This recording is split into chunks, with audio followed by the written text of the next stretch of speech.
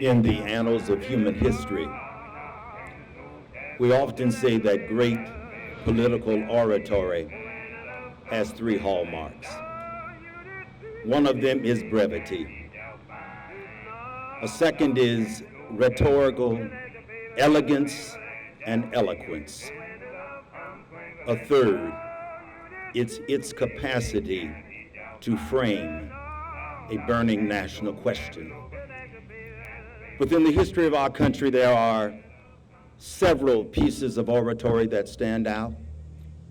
Surely one which, by reference in Dr. King's address, we might think of is the Gettysburg Address.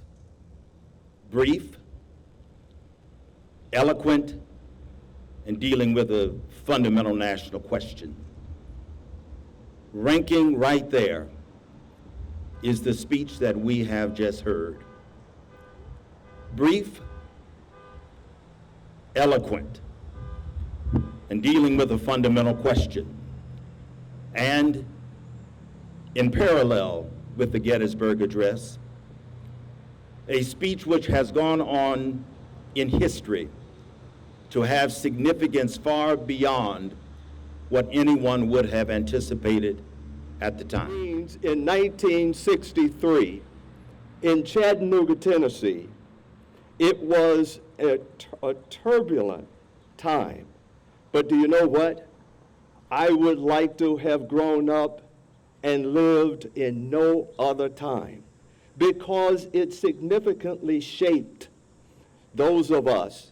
And I see some of us standing in this commune now who also lived through those turbulent times. 50 years later, where do we find ourselves? We find ourselves confronting yet again that prophetic voice that forces us to look at where we were as a nation at our outset, where we were as a nation in 1963, and where we are at this moment in time. Look closely at what Dr. King was able to do.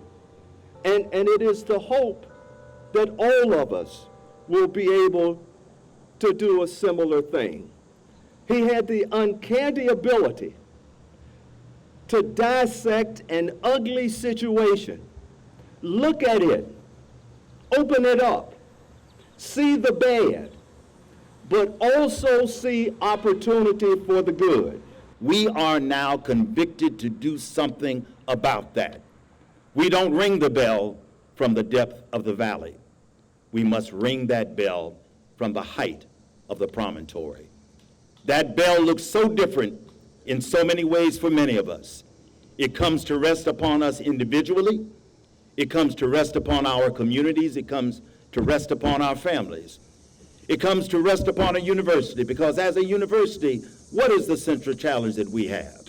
In this complexity of issues that are before us as a state and as a nation, there is a need for the intellectual firepower that will help to resolve these issues. And if there is one thing that the modern civil rights movement was able to do in the way that its penumbra spread out to women, to gays and to lesbians, to the handicapped, to Native Americans, to all, it is that we can no longer afford as a society to leave on the sideline the intellectual capital that is so critical to developing the competitiveness and the creativity that the United States of America needs. And here in Southeast Michigan, we have a particular challenge, and we can do that.